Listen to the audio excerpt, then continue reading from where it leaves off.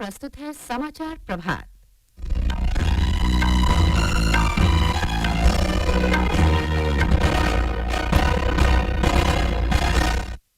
लोकसभा चुनाव के शेष चरणों के लिए प्रचार अभियान तेज। राष्ट्रपति द्रौपदी मुर्मू आज राष्ट्रपति भवन में दूसरे अलंकरण समारोह में पद्म पुरस्कार प्रदान करेंगे। प्रमुख रक्षा अध्यक्ष अनिल चौहान की अध्यक्षता में तीनों सेनाओं का सम्मेलन परिवर्तन चिंतन आज नई दिल्ली में। पाकिस्तान के कब्जे वाले कश्मीर में तनाव विरोध प्रदर्शन से पहले पाकिस्तानी सुरक्षा बलों की तैनाती। मौसम विभाग ने राजस्थान और मध्य प्रदेश में भीषण गर्मी जारी रहने का अनुमान व्यक्त किया। और जद्दा में सऊदी स्मैश में भारत की टेबल टेनिस खिलाड़ी मनिका बत्रा क्वार्टर फाइनल में पहुंची। समाचार प्रभात के साथ मैं फरहत नाज। लोकसभा चुनाव के शेष चरणों के लिए प्रचार अभियान जोरों पर है। उत्तर प्रदेश में विभिन्न राजनीतिक दलों के नेता आज जोर शोर से प्रचार करेंगे। एक रिपोर्ट।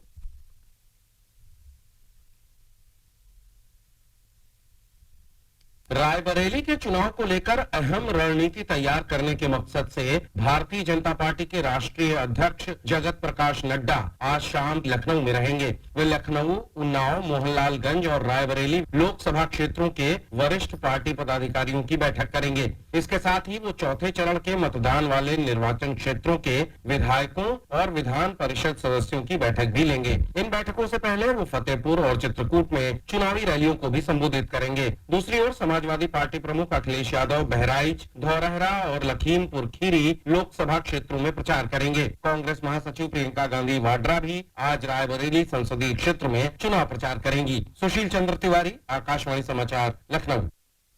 बिहार में राष्ट्रीय जनतांत्रिक गठबंधन एनडीए और महागठबंधन के नेता अपने अपने उम्मीदवारों के समर्थन में जनसभाएं और रैलियां कर रहे हैं। भारतीय जनता पार्टी के वरिष्ठ नेता नितिन गडकरी ने बेगूसराय संसदीय क्षेत्र में एक जनसभा में कहा कि केवल एनडीए सरकार ही गरीबी, बेरोजगारी और भूखमरी को दूर कर सकती है। राष्ट्रीय जनता दल नेता तेजस्वी यादव ने काराकट संसदीय क्षेत्र में जनसभा की। दिल्ली के 7 लोकसभा सीटों पर चुनाव के लिए 238 नामांकन पत्र वैध पाए गए हैं। नाम वापस लेने का आज अंतिम दिन है। इस बीच राजधानी में चुनाव को लेकर राजनीतिक सरगर्मी तेज हो गई है।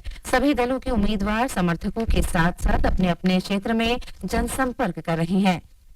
वहीं भारतीय जनता पार्टी ने लोकसभा चुनाव के लिए कल 3 उम्मीदवारों की एक और सूची जारी की। पंजाब में आनंदपुर साहिब लोकसभा सीट से डॉक्टर सुभाष शर्मा, फिरोजपुर से राणा गुरमीत सिंह सोढ़ी को मैदान में उतारा है, जबकि संगरूर संसदीय क्षेत्र से अरविंद खन्ना पार्टी के उम्मीदवार होंगे।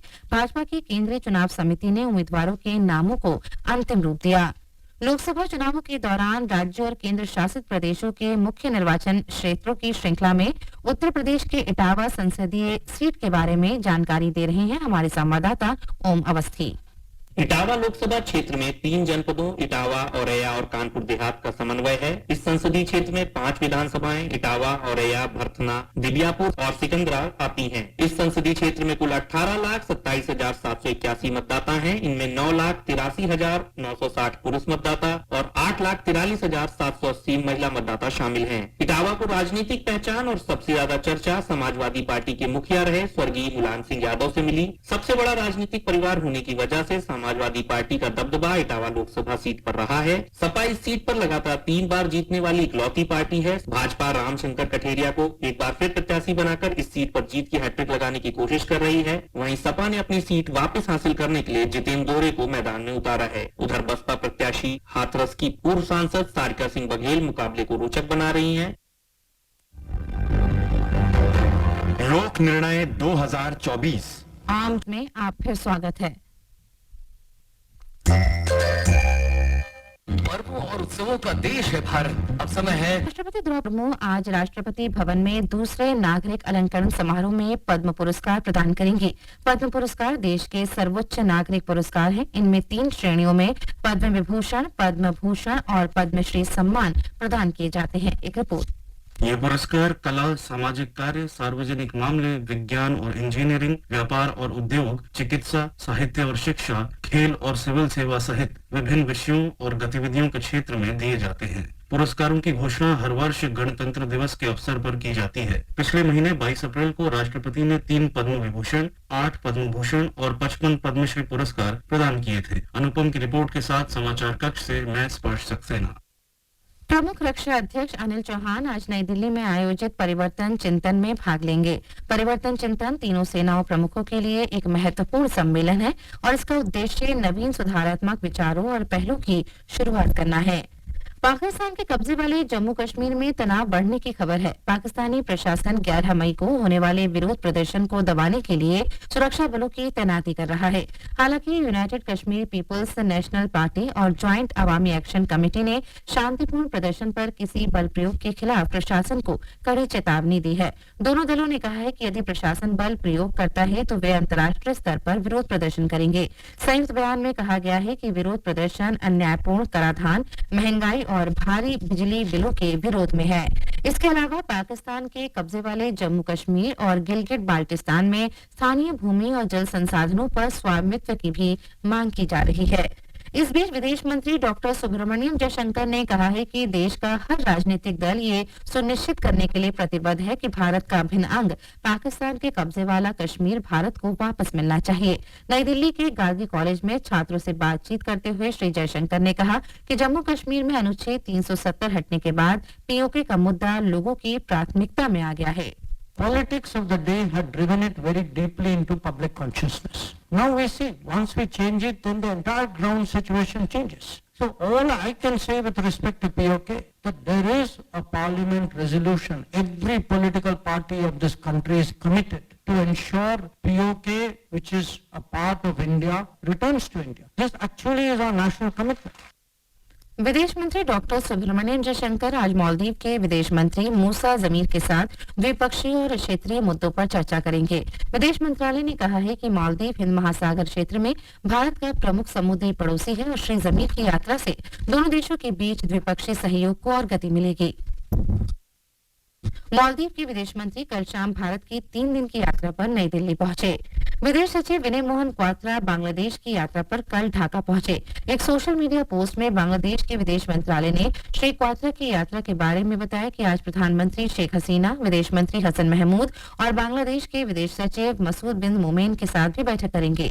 हाल ही में फरवरी में विदेश मंत्री सुब्रमण्यम जयशंकर ने बांग्लादेश के विदेश मंत्री हसन महमूद के भारत आने पर उनका गर्मजोशी से स्वागत किया और इस बात पर जोर दिया कि उनकी चर्चा का उद्देश्य भारत और बांग्लादेश के बीच स्थायी मित्रता को मजबूत करना है। मौसम विभाग ने पूर्वानुमान लगाया है कि राजस्थान और मध्य प्रदेश में कल तक भीषण गर्मी जारी रहेगी। मौसम विभाग ने कहा है कि अगले 4 दिनों के दौरान तटीय गुजरात और कल तक केरल तथा माहे में गर्म और उमस भरा मौसम रहेगा। आकाशवाणी से विशेष बातचीत में मौसम विभाग के वरिष्ठ वैज्ञानिक R.K. जयरामणि ने बताया कि इस महीने की 11 तारीख तक उत्तर पूर्वी भारत में गरज बिजली और तेज हवाओं के साथ हल्की से मध्यम वर्षा की संभावना है। राजस्थान में हीट वेव जारी है। कुछ इलाका महाराष्ट्र का टेम्परेचर जो है 41 से 43 तक है। अहमदाबाद, मध्य प्रदेश का जैसे नौगांव और भोपाल, ग्वालियर ये 41-43। और जो पूर्व भारत और जैसे दक्षिण पूर्व भारत जैसे साउथ ईस्ट पेनिनसुला और ईस्ट इंडिया अभी बारिश जारी है वो इलाका में और ये रहेगा 2 से 3 दिन तक। देश के बाकी हिस्सों में अधिकतम तापमान में कोई खास बदलाव होने की आशंका नहीं है। इस बीच दिल्ली में आज दिन के दौरान तेज हवाएं चलने का अनुमान व्यक्त किया गया है। उत्तराखंड के मुख्यमंत्री पुष्कर सिंह धामी ने राज्य में वनों की आग की स्थिति के मद्देनजर रुद्रप्रयाग जिले में पिरोल लाओ पैसे पाओ मिशन की शुरुआत की। मुख्यमंत्री ने रुद्रप्रयाग जिले में पिरोल यानी चीड़ के पेड़ की पत्तियों की सफाई में भाग लिया और लोगों को जंगल की आग को रोकने के लिए इस अभियान में भाग लेने के निर्देश दिए। प्रदेश के पहाड़ी इलाकों में पाए जाने वाले वृक्ष चीड़ की पत्तियों को ही पिरोल कहा जाता है। अगर इसकी पत्तियों को समय से इकट्ठा नहीं किया जाता तो ये जंगल में आग फैलाने का काम करती हैं। पंजाब में गेहूं की कटाई तेजी से चल रही है। विभिन्न जिलों में कटाई के बाद बचे गेहूं के अवशेष को जलाने की घटनाएं भी दिन प्रतिदिन बढ़ती जा रही हैं, जिससे पर्यावरण पर काफी असर पड़ा है। भारतीय चिकित्सा अनुसंधान परिषद ने खान पान की वर्तमान और आधुनिक आदतों के अनुरूप भारतीयों के लिए उन्नत आहार दिशा निर्देश जारी किए हैं। हैदराबाद स्थित राष्ट्रीय पोषण संस्थान के शोधकर्ताओं द्वारा तैयार आधुनिक आहार दिशा निर्देश में विशेष रूप से शारीरिक रूप से सक्रिय रहने के लिए परामर्श है। नियमित व्यायाम, नमक का सेवन सीमित करने, वसा, चीनी, प्रसंस्कृत खाद्य पदार्थ का सेवन कम करने और अधिक वजन और मोटापा रोकने के उपायों पर भी इसमें जोर दिया गया है। और अब खेल खबरों के साथ है अभिषेक कपिल। भारत की स्टार टेबल टेनिस खिलाड़ी मनिका बत्रा ने विश्व की 14वें नंबर पर काबिज जर्मनी की नीना मितलम को जद्दा में चल रहे सऊदी स्मैश के क्वार्टर फाइनल में हरा दिया। बत्रा ने 22 मिनट तक चले खेल में मितलम को 11-6, 11-9 और 11-7 से मात दी। जर्मनी की खिलाड़ी के खिलाफ बत्रा की यह पहली जीत है, जबकि इन दोनों का 4 बार आमना सामना हुआ है। अब भारतीय खिलाड़ी का मुकाबला अगले क्वार्टर फाइनल में 5वें नंबर पर मौजूद जापान की हिना हयाता से होगा। आईपीएल क्रिकेट में कल सनराइजर्स हैदराबाद ने लखनऊ सुपर जायंट्स को 10 विकेट से हरा दिया। सनराइजर्स हैदराबाद ने सिर्फ 9 ओवर और 4 गेंदों में बिना कोई विकेट खोए 167 रन बनाकर मैच जीत लिया। ट्रेविस हेड को प्लेयर ऑफ द मैच चुना गया। आज धर्मशाला में पंजाब किंग्स का मुकाबला रॉयल चैलेंजर्स बेंगलुरु से होगा। ये समाचार हमारी वेबसाइट newsonair.gov.in/hindi पर भी उपलब्ध हैं। और अब आज के समाचार पत्रों की सुर्खियों के साथ हैं सिद्धार्थ सिंह। धन्यवाद फरहत। एयर इंडिया एक्सप्रेस के 200 से अधिक सदस्यों के छुट्टी पर जाने से उड़ानें रद्द होने की खबर कई अखबारों के मुख्य पृष्ठ पर है। जनसत्ता की सुर्खी है, एयर इंडिया एक्सप्रेस ने 90 उड़ानें रद्द की। हिंदुस्तान लिखता है, यात्री हवाई अड्डों पर फंसे, केबिन क्रू की सामूहिक छुट्टी से 100 उड़ानें रद्द। राम मनोहर लोहिया अस्पताल के 2 डॉक्टरों समेत 9 लोगों की गिरफ्तारी की खबर सभी अखबारों के पहले पन्ने पर है। दैनिक भास्कर लिखता है, सीबीआई ने आरएमएल में की कार्रवाई, मरीजों से रिश्वत के आरोप में 2 डॉक्टर समेत 9 अरेस्ट। दुनिया भर से अपनी कोरोना वैक्सीन वापस लेगी एस्ट्राजेनेका विवाद के बीच कंपनी ने लिया बड़ा फैसला। देशबंधु सहित कई अखबारों की सुर्खी है। मुझे कुछ कहना है, वैज्ञानिकों ने सीखी व्हेल के ABCD। समुद्री जीव की भाषा समझने में जुटे शोधकर्ताओं को शुरुआती कामयाबी, राजस्थान पत्रिका का शीर्षक है।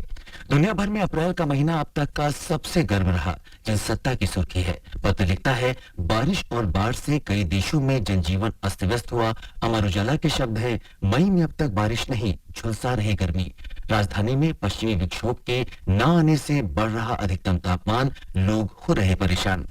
स्मोकिंग करते हैं तो होने वाली संतान को अस्थमा का खतरा ज्यादा, 3 से 5 साल की उम्र में दिखता है इसका पहला लक्षण। दैनिक भास्कर की खबर है, कल विश्व थैलेसीमिया दिवस पर जागरूकता बढ़ाने के लिए इंडिया गेट को लाल रंग से रोशन किया गया। राष्ट्रीय सहारा ने ये खबर सचित्र प्रकाशित की है। चलो अब शुरुआत करें बाल विवाह का नाश करें। बीकानेर में बाल विवाह के खिलाफ जागरूकता अभियान में हिस्सा लेते हुए पारंपरिक पोशाक पहने बच्चों के चित्र जनसत्ता ने प्रकाशित किए हैं। 24 साल बाद अक्षय तृतीया पर नहीं है शादियों का मुहूर्त, नवभारत टाइम्स की खबर है। कल रविंद्रनाथ टैगोर की जयंती मनाने की खबर कई अखबारों में है। बांग्लादेश में कल गुरुदेव रविंद्रनाथ टैगोर की 163वीं जयंती मनाई गई। इस अवसर पर कई स्थानों पर सांस्कृतिक कार्यक्रम, परिचर्चा और कला प्रदर्शनों का आयोजन किया गया। और अंत में मुख्य समाचार एक बार फिर। लोकसभा चुनाव के शेष चरणों के लिए प्रचार अभियान तेज। राष्ट्रपति द्रौपदी मुर्मू आज राष्ट्रपति भवन में दूसरे अलंकरण समारोह में पद्म पुरस्कार प्रदान करेंगे। प्रमुख रक्षा अध्यक्ष अनिल चौहान की अध्यक्षता में तीनों सेनाओं का सम्मेलन परिवर्तन चिंतन आज नई दिल्ली में। पाकिस्तान के कब्जे वाले कश्मीर में तनाव विरोध प्रदर्शन से पहले पाकिस्तानी सुरक्षा बलों की तैनाती। मौसम विभाग ने राजस्थान और मध्य प्रदेश में भीषण गर्मी जारी रहने का अनुमान व्यक्त किया। और जद्दा में सऊदी स्मैश में भारत की टेबल टेनिस खिलाड़ी मनिका बत्रा क्वार्टर फाइनल में पहुंची। इसके साथ ही समाचार प्रभात का ये अंक समाप्त हुआ। नमस्कार।